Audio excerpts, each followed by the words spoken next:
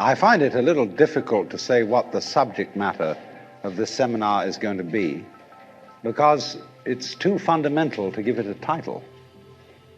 I'm going to talk about what there is.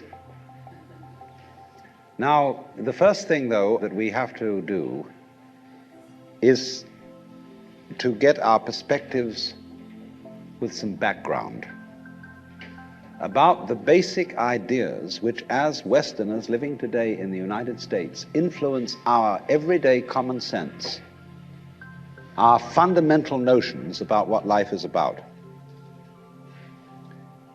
And there are historical origins for this which influence us more strongly than most people realize. Ideas of the world which are built into the very nature of the language we use and of our ideas of logic and of what makes sense altogether. And these basic ideas I call myth, not using the word myth to mean simply something untrue, but to use the word myth in a more powerful sense. A myth is an image in terms of which we try to make sense of the world. And we at present are living under the influence of two very powerful images, which are, in the present state of scientific knowledge, inadequate. And one of our major problems today is to find an adequate, satisfying image of the world. Well, that's what I'm going to talk about. And I'm going to go further than that, not only what image of the world to have, but how we can get our sensations and our feelings in accordance with the most sensible image of the world that we can manage to conceive. All right, now, the two images which we have been working under for 2,000 years and maybe more are what I would call two models of the universe, and the first is called the ceramic model, and the second, the fully automatic model. The ceramic model of the universe is based on the book of Genesis, from which Judaism, Islam, and Christianity derive their basic picture of the world. And the image of the world in the book of Genesis is that the world is an artifact. It is made. As a potter takes clay and forms pots out of it, or as a carpenter takes wood and makes tables and chairs out of it. Don't forget, Jesus is the son of a carpenter and also the Son of God.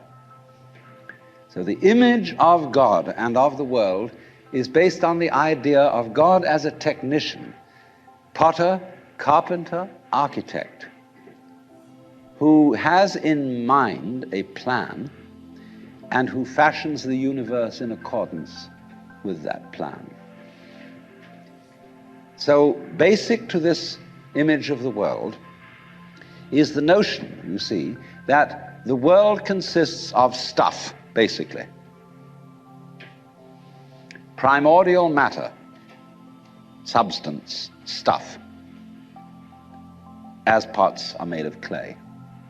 And the potter imposes his will on it and makes it become whatever he wants.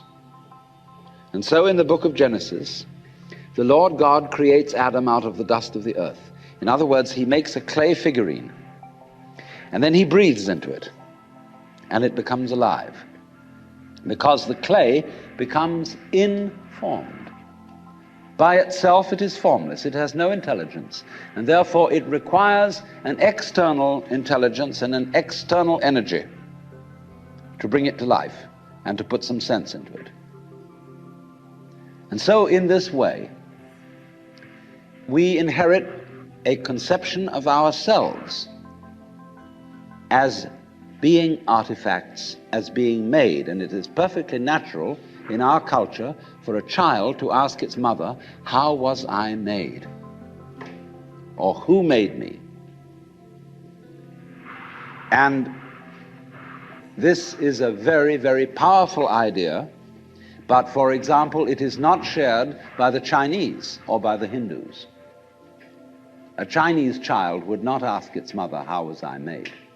A Chinese child might ask its mother, "How did I grow?"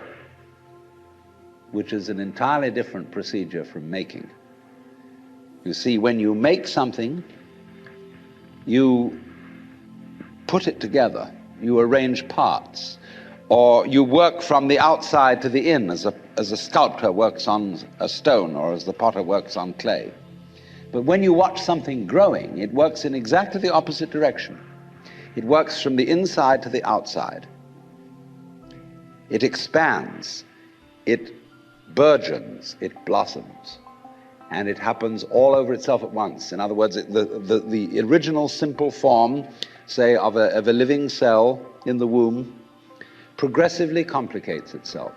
And that's the growing process, and it's quite different from the making process. And so there is, for that reason, a fundamental difference between the made and the maker. And this image, this ceramic model of the universe, originated in cultures where the form of government was monarchical, and where, therefore, the maker of the universe was conceived also at the same time in the image of the king of the universe. King of kings, Lord of lords, the only ruler of princes, who dost from thy throne behold all dwellers upon earth. I'm quoting the Book of Common Prayer. And so all those people who are oriented to the universe in that way feel related to basic reality as a subject to a king. And so they are on very, very humble terms in relation to whatever it is that works all this thing. I find it odd in the United States that people who are citizens of a republic have a monarchical theory of the universe, because we are carrying over from the very ancient Near Eastern cultures the notion that the Lord of the universe must be respected in a certain way. People kneel, people bow, people prostrate themselves. Because, and you know what the reason for all that is, that nobody is more frightened of everybody else than a tyrant. He sits with his back to the wall, and his guards on either side of him. And he has you face downwards on the ground because you can't use weapons that way. When you come into his presence, you don't stand up and face him because you might attack. And he has reason to fear that you might, because he's ruling you all. And the man who rules you all is the biggest crook in the bunch, because he's the one who's succeeded in crime. The other people are pushed aside because the criminals, the people we lock up in jail, are simply the people who didn't make it. So naturally, the real boss sits with his back to the wall and his henchmen on either side of him. And so when you design a church, what does it look like? Catholic church with the altar as it used to be. It's changing now because the Catholic religion is changing. But the Catholic church has the altar with its back to the wall at the east end of the church. And there, the altar is the throne, and the priest is the chief vizier of the court, and he is making obeisance to the throne in front, but there is the throne of God, the altar. And all the people are facing it and kneeling down. And a great Catholic cathedral is called a basilica, from the Greek basileus, which means king. So a basilica is the house of a king. And the ritual of the Catholic Church is based on the court rituals of Byzantium. A Protestant church is a little different, but basically the same. The furniture of a Protestant church is based on a judicial courthouse. The pulpit. The judge in an American court wears a black robe. He wears exactly the same dress as a Protestant minister. And everybody sits in these boxes. Like there's a jury box, there's a box for the judge, there's a box for this, a box for that, and those are the pews. in an ordinary kind of colonial-type Protestant church. So both these kinds of churches, which have an autocratic view of the nature of the universe, decorate themselves, are architecturally constructed in accordance with political images of the universe. One is the king and the other is the judge, Your Honor. There's sense in this. When in court you have to refer to the judge as Your Honor, it stops the people engaged in litigation from losing their tempers and getting rude. There's a certain sense to that. But when you want to apply that image to the universe itself, to the very nature of life, it has limitations. For one thing, the idea of a difference between matter and spirit. This idea doesn't work anymore. Long, long ago, physicists stopped asking the question, what is matter? They began that way. They wanted to know, what is the fundamental substance of the world? And the more they asked that question, the more they realized they couldn't answer it. Because if you're going to say what matter is, you've got to describe it in terms of behavior. And that is to say, in terms of form, in terms of pattern. You tell what it does. You describe the smallest shapes of it that you can see. Atoms, electrons, protons, mesons, all sorts of subnuclear particles. But you never arrive at the basic stuff, because there isn't any. What happens is this: stuff is a word for the world as it looks when our eyes are out of focus, fuzzy. Stuff, the idea of stuff is that it's undifferentiated, it's some kind of a goo. And when your eyes are not in sharp focus, everything looks fuzzy. When you get your eyes into focus, you see a form, you see a pattern. And so all that we can talk about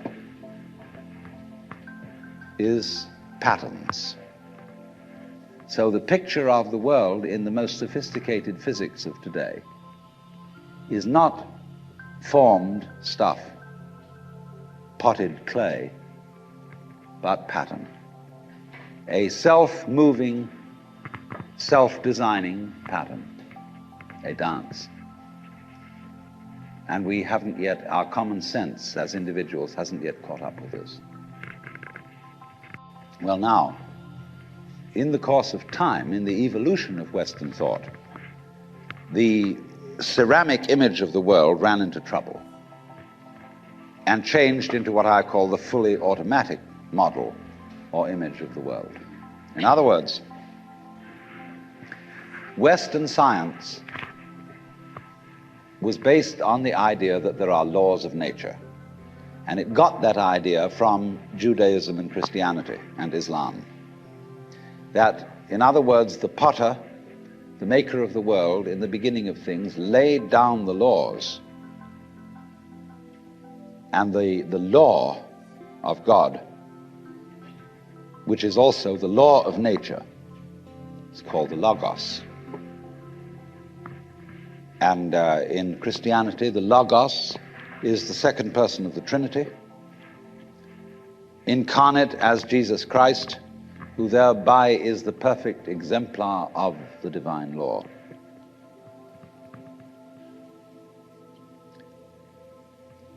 So we have tended to think of all natural phenomena as responding to laws, as if, in other words, the laws of the world were like the rails on which a streetcar or a tram or a train runs. And these things exist in a certain way, and all events respond to these laws. You know that limerick, there was a young man who said, damn, for it certainly seems that I am a creature that moves in determinate grooves. I'm not even a bus, I'm a tram.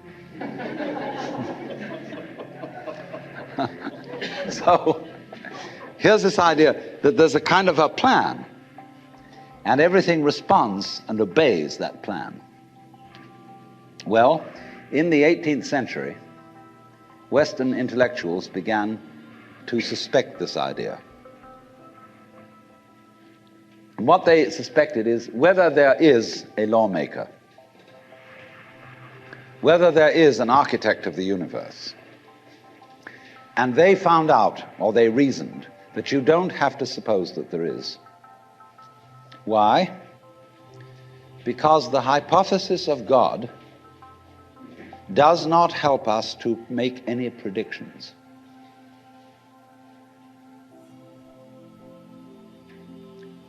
In other words, let's put it this way. If the business of science is to make predictions about what's going to happen, science is essentially prophecy. What's going to happen? By studying the behavior of the past and describing it carefully, we can make predictions about what's going to happen in the future. That's really the whole of science. And to do this and to make successful predictions, you do not need God as a hypothesis, because it makes no difference to anything. If you say everything is controlled by God, everything is governed by God, that doesn't make any difference to your prediction of what's going to happen. And so what they did was simply drop that hypothesis. But they kept the hypothesis of law. Because if you can predict, if you can study the past and describe how things have behaved, and you've got some regularities in the behavior of the universe, you call that law. Although it may not be law in the ordinary sense of the word, it's simply regularity. And so what they did was they got rid of the lawmaker and kept the law. And so they conceived the universe in terms of a mechanism.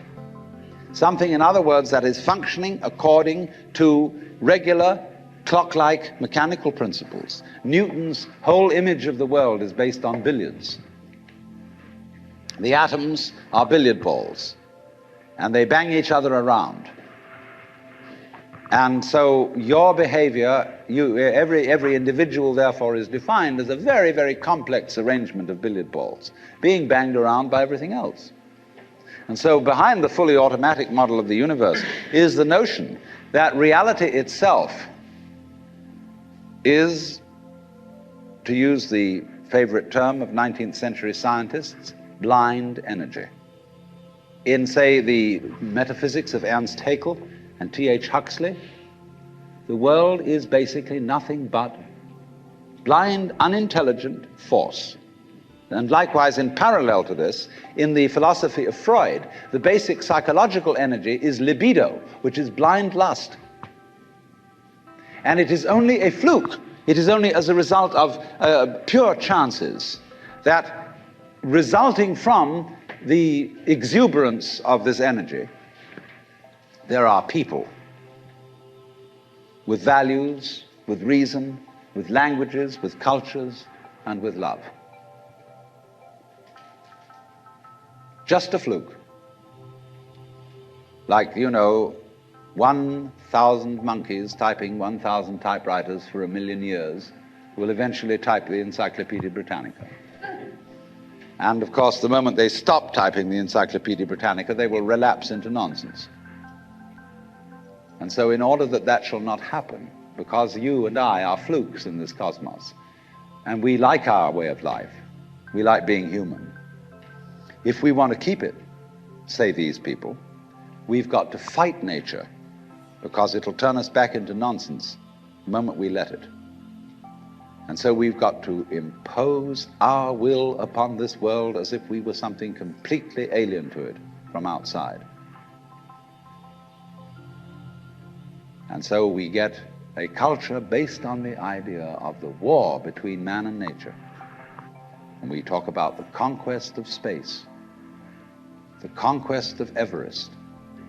And the great symbols of our culture are the rocket and the bulldozer. The rocket, compensation for the sexually inadequate male.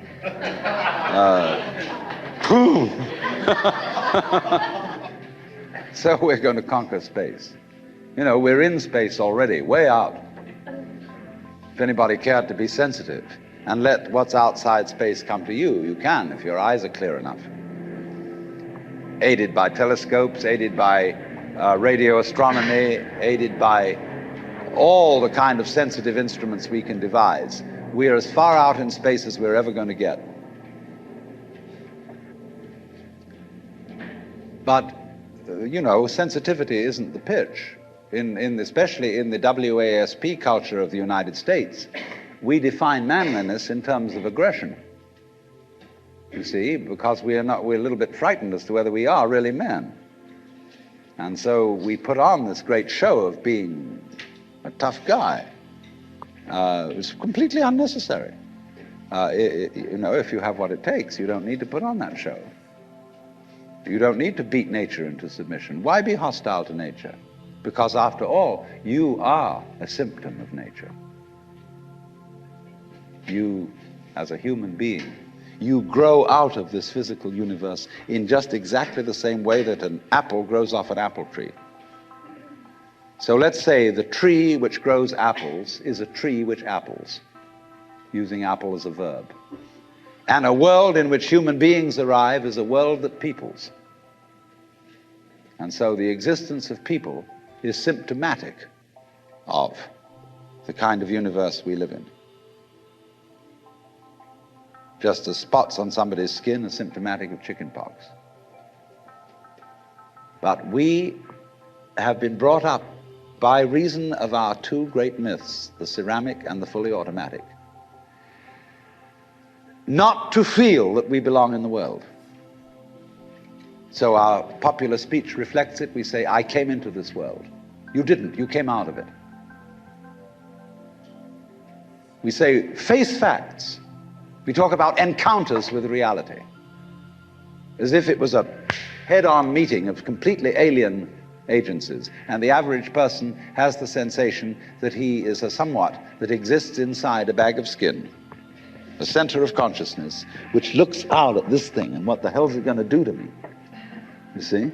I recognize you, you kind of look like me, and I've seen myself in a mirror, and you look like you might be people. So maybe you're intelligent, maybe you can love too, and perhaps you're all right. Some of you are anyway. If you've got the right color of skin, or you have the right religion, or whatever it is, you're okay. But there are all those people over in Asia, Africa, and they may not really be people. When you want to destroy someone, you always define them as unpeople, not really human. Monkeys maybe, idiots maybe, machines maybe, but not people. But we have this hostility to the external world because of the superstition, the myth, the absolutely unfounded theory that you yourself exist only inside your skin. Now, I want to propose another idea altogether. And other astronomers, they say there was a primordial explosion, an enormous bang millions of years ago, billions of years ago, which flung all the galaxies into space. Well, let's take that just for the sake of argument and say that was the way it happened. It's like you took a bottle of ink and you threw it at a wall.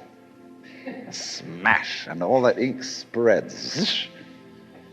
And in the middle, it's dense, isn't it? And as it gets out on the edge, the little droplets are finer and finer and make more complicated patterns. See? So in the same way, there was a big bang in the beginning of things, and it spread. And you and I, sitting here in this room, as complicated human beings, are way, way out on the fringe of that bang. We're the complicated little patterns on the end of it. Very interesting. But so we define ourselves as being only that.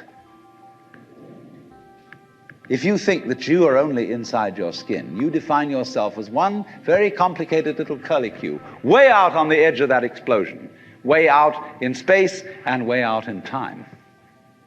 Billions of years ago, you were a big bang. But now you're a complicated human being. And then we cut ourselves off like this and don't feel that we're still the big bang. But you are. Depends how you define yourself.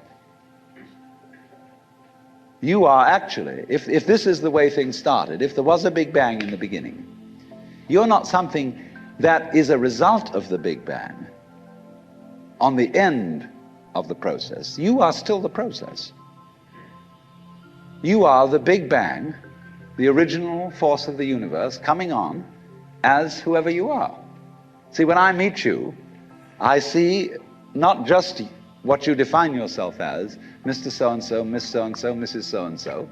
I see every one of you as the primordial energy of the universe coming on at me in this particular way. I know I'm that too. But we've learned to define ourselves as separate from it. And so what I would call a kind of a basic problem we've got to go through first is to understand that there are no such things as things. That is to say, separate things or separate events. That is only a way of talking. And if you can understand this, you're going to have no further problems. I once asked a group of high school children, what do you mean by a thing? And first of all, they gave me all sorts of synonyms. They said it's an object, which is simply another word for a thing. It doesn't tell you anything about what you mean by a thing. And finally, a very smart girl from Italy who was in the group said a thing is a noun. And she was quite right. A noun isn't a part of nature, it's a part of speech. There are no nouns in the physical world. There are no separate things in the physical world either. See, the physical world is wiggly. The clouds, mountains, trees, people are all wiggly. And only when human beings get working at things, they build buildings in straight lines and try and make out that the world isn't really wiggly. But here are we sitting in this room all built on straight lines, but each one of us is as wiggly as all get out. Now then, when you want to get control of something that wiggles, it's pretty difficult, isn't it? You try and pick up a fish in your hands, and the fish is wiggly and it slips out. What do you do to get hold of a fish? You use a net. And so the net is the basic thing we have for getting hold of the wiggly world. And so if you want to get hold of this wiggle, you've got to put a net over it. And I can number the holes in a net. So many holes up, so many holes across. And if I can number these holes, I can count exactly where each wiggle is in terms of a hole in that net. And that's the beginning of calculus, the art of measuring the world. But in order to do that, I've got to break up the wiggle into bits. And I've got to call this a specific bit, and this the next bit of the wiggle, and this the next bit, and this the next bit of the wiggle. And so these bits are things or events. Bits of wiggles, which I mark out in order to talk about the wiggle, in order to measure it, and therefore in order to control it. But in nature, in fact, in the physical world, the wiggle isn't bitted. Like you don't get a cut-up fryer out of an egg. But you have to cut the chicken up in order to eat it. You bite it. But it doesn't come bitten. So the world doesn't come thinged. It doesn't come evented. You and I are all as much continuous with the physical universe as a wave is continuous with the ocean. The ocean waves, and the universe peoples. And as the wave, I wave at you and say, you! The world is waving at me with you and saying, hi, I'm here. But we, our consciousness, the way we feel and sense our existence, being based on a myth that we are made, that we are parts, that we are things, our consciousness has been influenced so that each one of us does not feel that. We feel we have been hypnotized, literally hypnotized, by social convention into feeling and sensing that we exist only inside our skins, that we are not the original bang, but just something out on the end of it. And therefore we are scared stiff.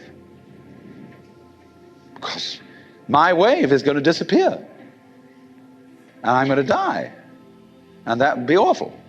We've got a mythology going now, which, as Father Maskell put it, we're nothing but something that happens between the maternity ward and the crematorium. And that's it. And therefore, everybody feels unhappy and miserable. You know, this is what people really believe today. You may go to church, you may say you believe in this, that, and the other, but you don't. Even Jehovah's Witnesses, who are the most fundamentalists, they're polite when they come round and knock at the door. But if you really believed in Christianity, you'd be screaming in the streets. But nobody does. You'd be taking full-page ads in the paper every day. You'd have the most terrifying television programs. The churches would be going out of their minds if they really believe what they teach. But they don't. They think they ought to believe what they teach.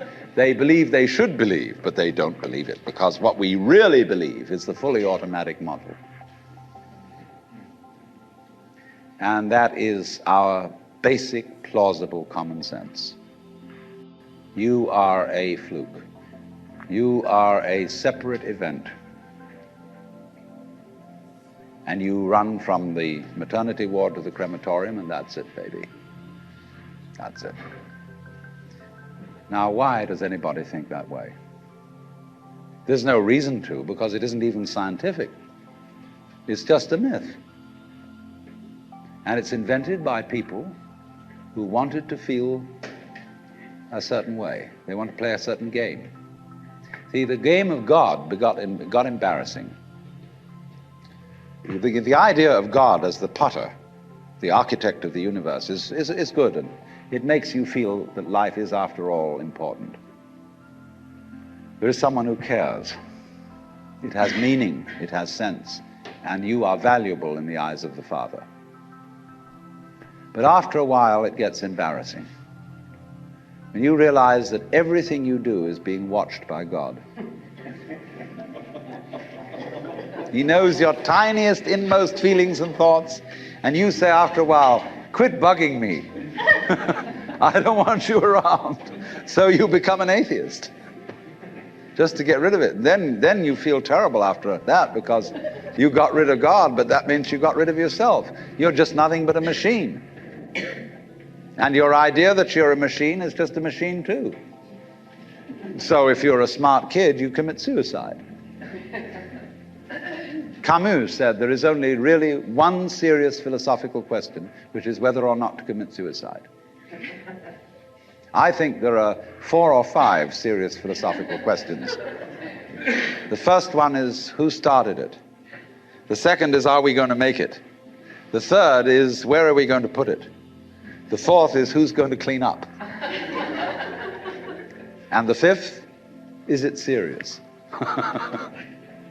But still, should you or not commit suicide? This is a good question. Why go on? And you only go on if the game is worth the candle.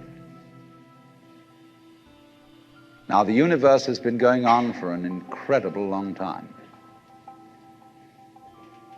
And so really, a satisfactory theory of the universe has to be one that's worth betting on. That's it seems to me, absolutely elementary common sense.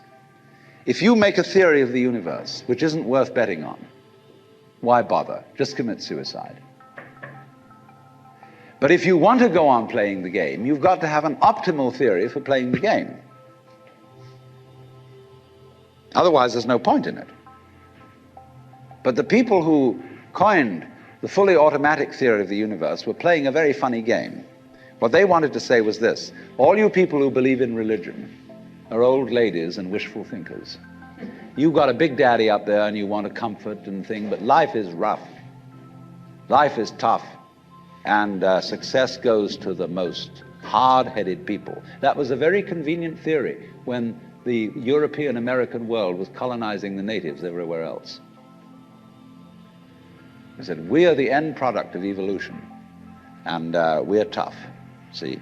I'm a big, strong guy because I face facts, and life is just a bunch of junk, and I'm going to impose my will on it and turn it into something else, you see?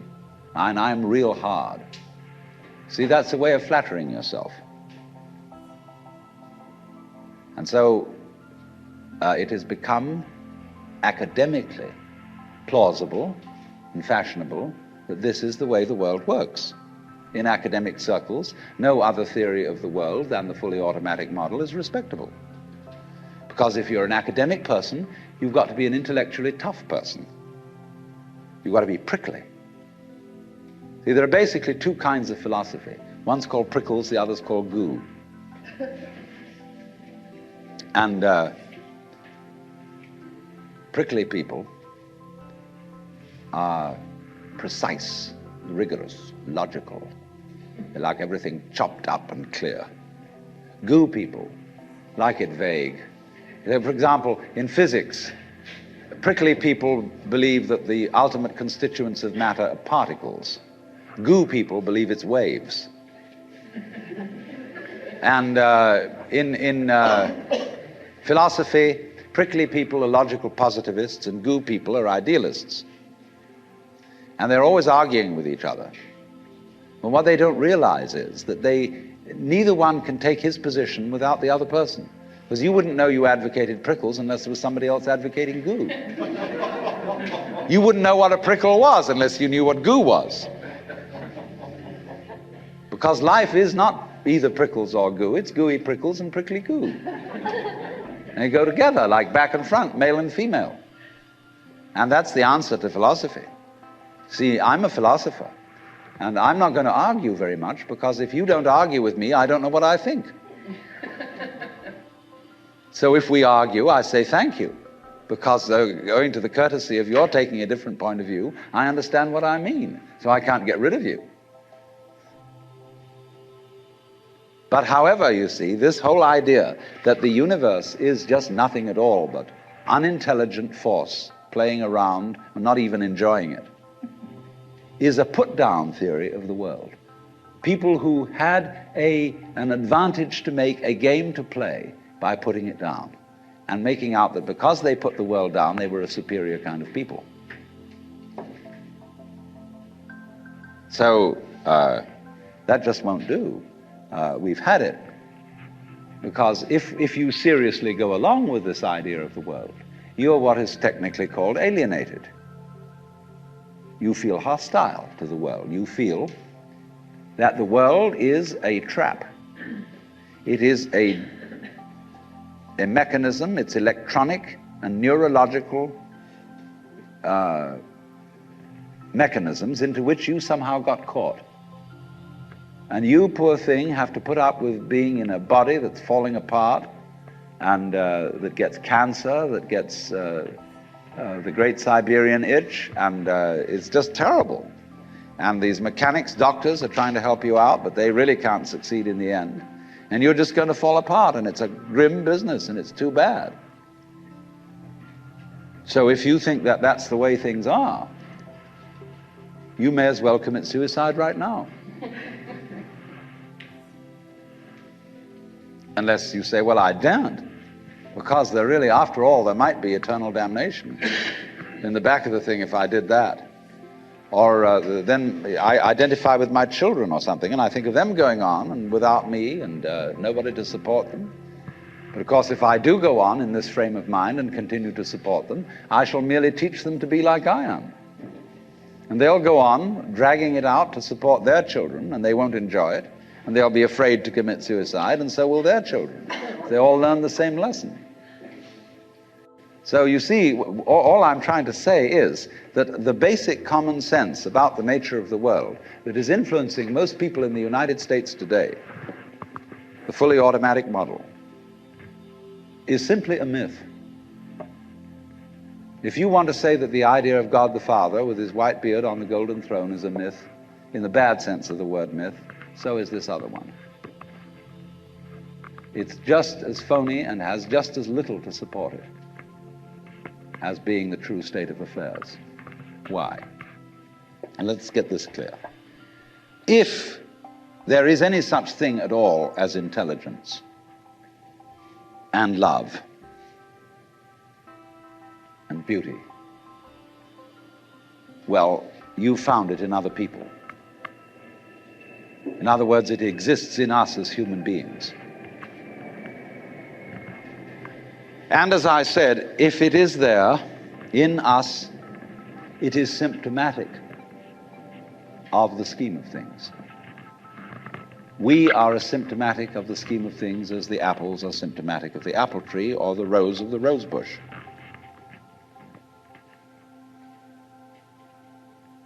The earth is not a big rock infested with living organisms, any more than your skeleton is bones infested with cells.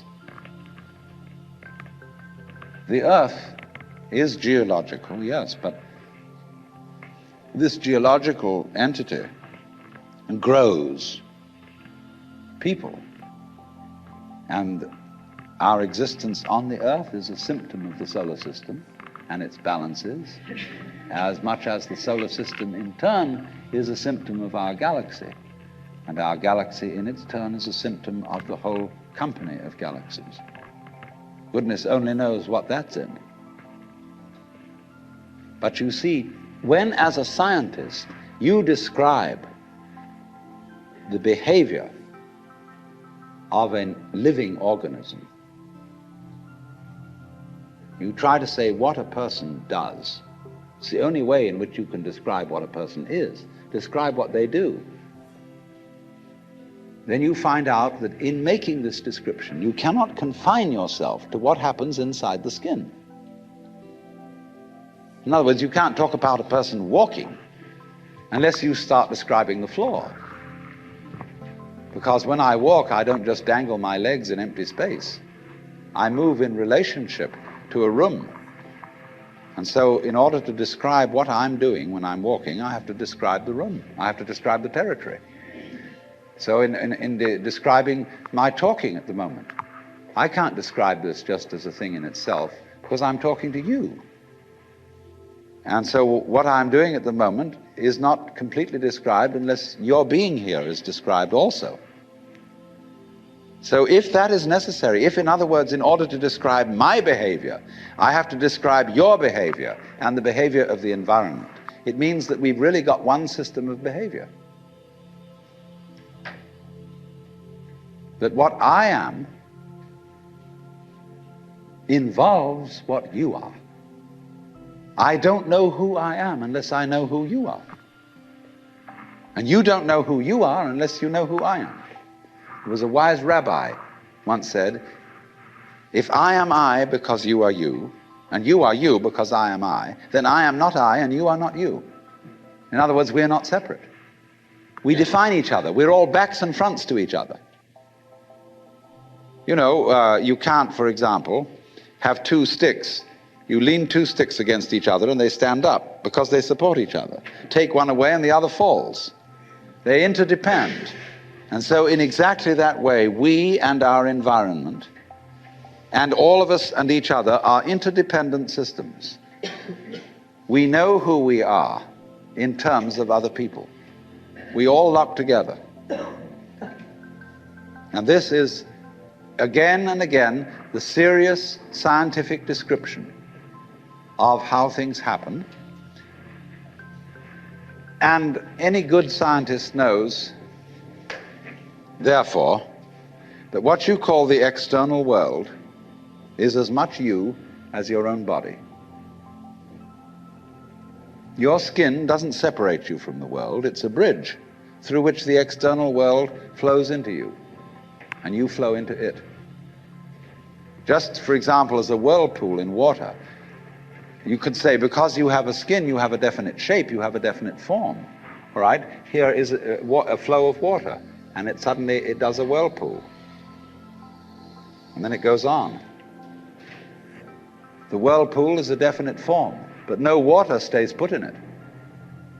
The whirlpool is something the stream is doing. And exactly the same way, the whole universe is doing each one of us. And I see you today, and I recognize you tomorrow, just as I would recognize a whirlpool in a stream. I'd say, oh yes, I've seen that whirlpool before. It's just near so-and-so's house on the edge of the river, and it's always there. So in the same way, when I meet you tomorrow, I recognize you. You're the same whirlpool you were yesterday. But you're moving. The whole world is moving through you. All the cosmic rays, all the food you're eating, the stream of steaks and milk and eggs and everything is just flowing right through you. When you're wiggling the same way, the world is wiggling, the stream is wiggling you. But the problem is, you see, we haven't been taught to feel that way. The myths underlying our culture and underlying our common sense have not taught us to feel identical with the universe, but only parts of it, only in it, only confronting it, aliens. And we are, I think, quite urgently in need of coming to feel that we are the eternal universe, each one of us. Otherwise, we're going to go out of our heads. We're going to commit suicide, collectively, with courtesy of H-bombs. And, all right, supposing we do, well, that will be that, and there will be life making experiments on other galaxies. Maybe they'll find a better game.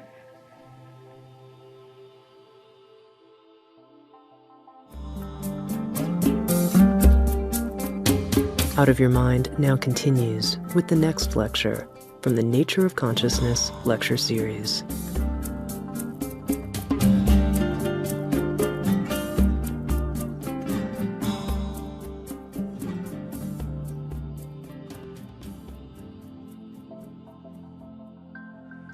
Well, now, I was discussing two of the great myths or models of the universe which lie in the intellectual and psychological background of all of us.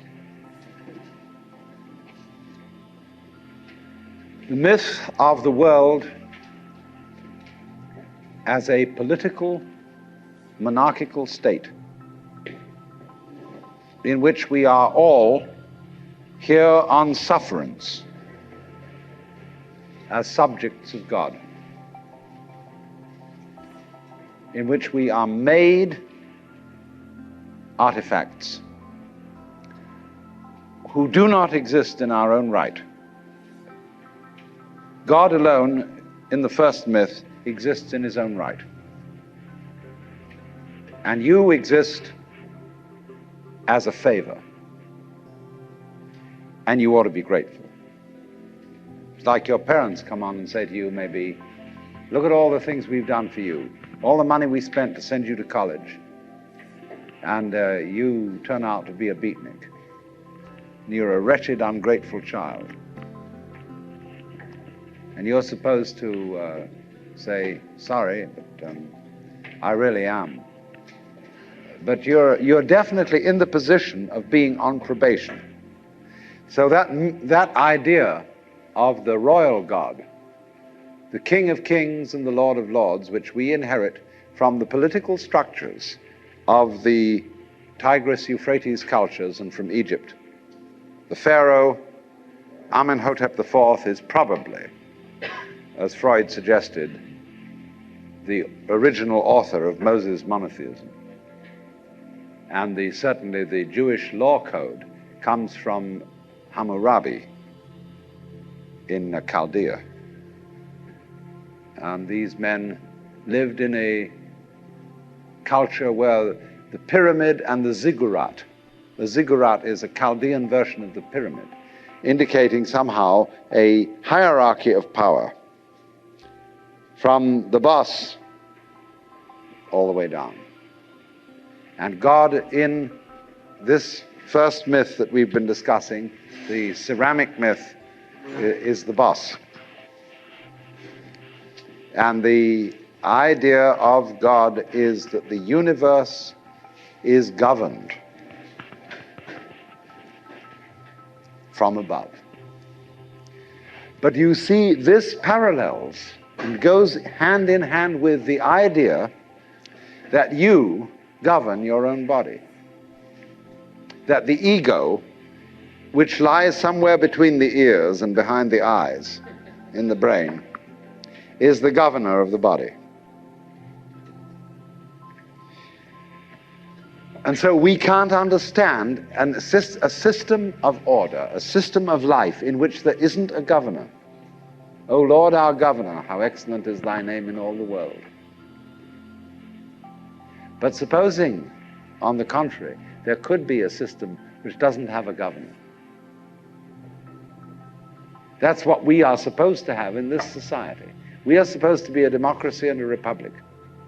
And we are supposed to govern ourselves. And yet, as I said, it's so funny that Americans can be politically Republican. I don't mean Republican in the party sense. And yet, religiously monarchical. It's a real strange contradiction. So what is this universe? Is it a monarchy? Is it a republic? Is it a mechanism or an organism? Because you see, if it's a mechanism, either it's a mere mechanism, as in the fully automatic model, or else it's the mechanism under the control of a driver, a mechanic. If it's not that, it's an organism. And an organism is a thing that governs itself. In your body, there is no boss. You can argue, for example, that the brain is a gadget evolved by the stomach in order to serve the stomach for the purposes of getting food. Or you can argue that the stomach is a gadget evolved by the brain to feed it and keep it alive. Whose game is this? Is it the brain's game or the stomach's game? It doesn't make, actually, they're mutual. The brain implies the stomach implies the brain, and neither of them is the boss. You know that story about all the limbs of the body? Said, the hands said, we do all our work, the feet said, we do our work, the mouth said, we do all the chewing, and here's this lazy stomach who just gets it all and doesn't do a thing. He doesn't do any work, so let's go on strike. And the hands refused to carry, the feet refused to walk, the mouth refused to chew, and said, now, we're on strike against the stomach. But after a while, all of them found themselves getting weaker and weaker and weaker and weaker because they didn't recognize that the stomach fed them. So there is the possibility then that we are not in the kind of system that these two myths delineate, that we are not living in a world where we ourselves, in the deepest sense of self, are outside reality and somehow in a position that we have to bow down to it and say, as a great favor, please preserve us in existence. Nor are we in a system which is merely mechanical and in which we are nothing but flukes trapped in the electrical wiring of a nervous system which is fundamentally rather inefficiently arranged. What's the alternative?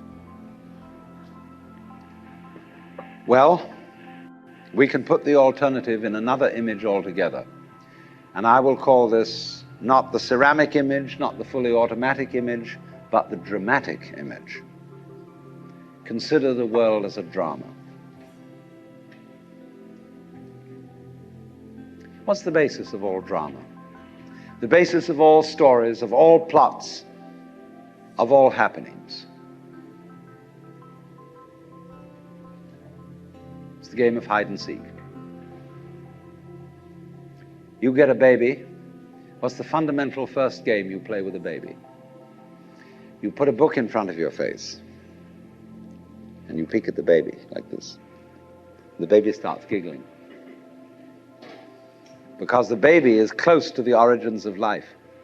It comes from the womb really knowing what it's all about, but it can't put it into words. See, what every child psychologist really wants to know is to get a baby to talk psychological jargon and explain how it feels.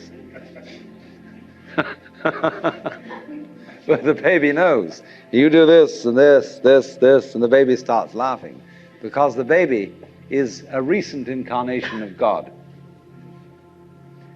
And the baby knows, therefore, that hide and seek is the basic game.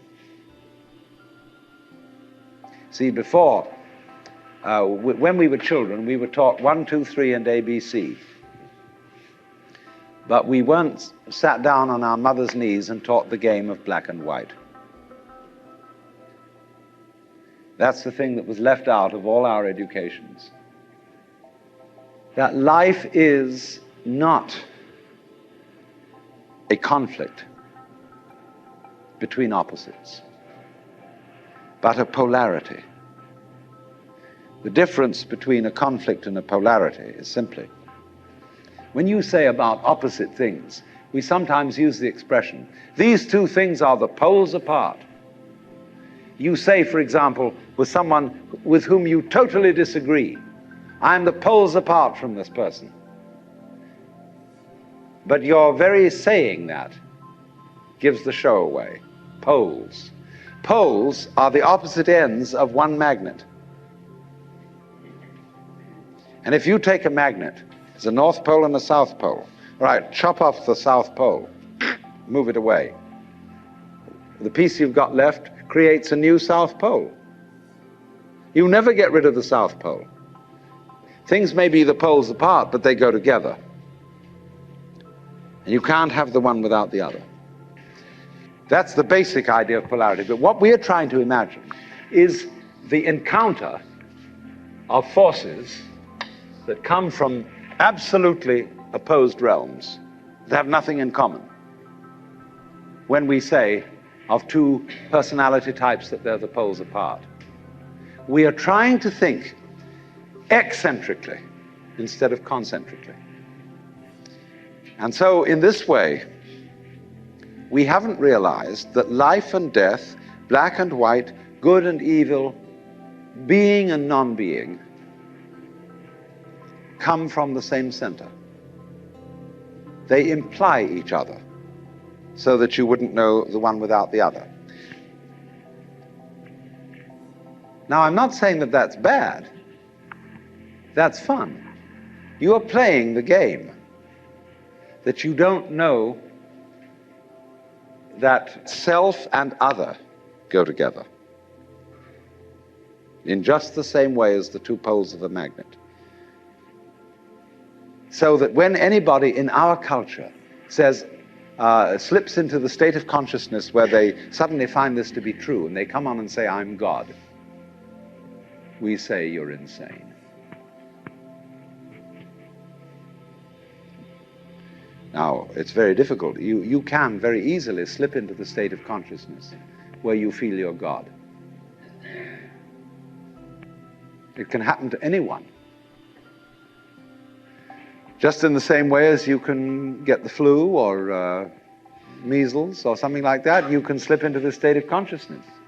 When you get it, it depends upon your background and your training as to how you're going to interpret it. If you've got the idea of God that comes from popular Christianity, God as the governor, the political head of the world, and you think you're God, then you say to everybody, well, you should bow down and worship me.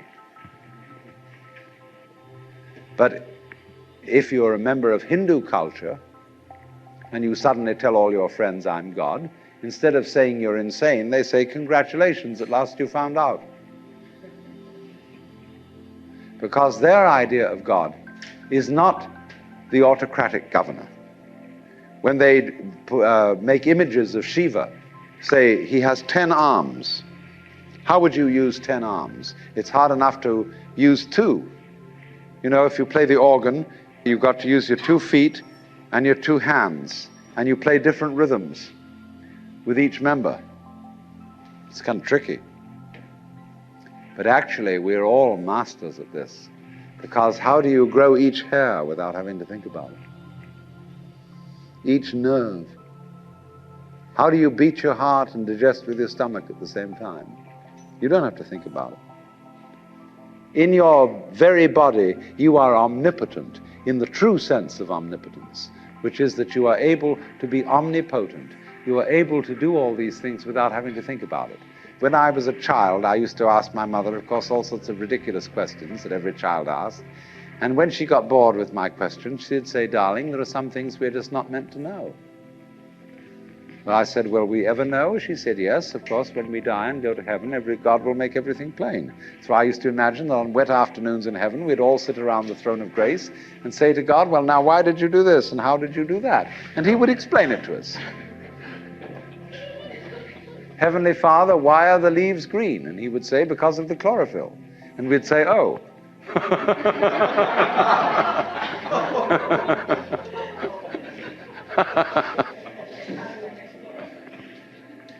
But in the Hindu universe, you would say to God, "How did you make the mountains?" And he would say, "Well, I just did it." Because what you're asking me for, when you ask me, "How did I make the mountains?" you're asking me to describe in words how I made the mountains. And there are no words which can do this. Words cannot tell you how I made the mountains any more than I can drink the ocean with a fork. A fork may be useful for sticking into a piece of something and eating it, but it is no use for imbibing the ocean. It would take millions of years. So it would take millions of years. In other words, you would be bored with my description long before I got through it if I put it to you in words, because I didn't create the mountains with words. I just did it. Like you open and close your hand. You know how to do this, but can you describe in words how you do it? But you do it. You are conscious, aren't you? Do you know how you manage to be conscious? Do you know how you beat your heart? Can you say in words, explain correctly how this is done? You do it, but you can't put it into words, because words are too clumsy. And yet you manage this expertly for as long as you're able to do it.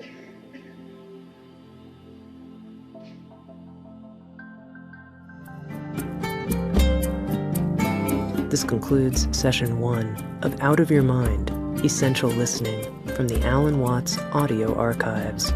Our program continues with Session 2.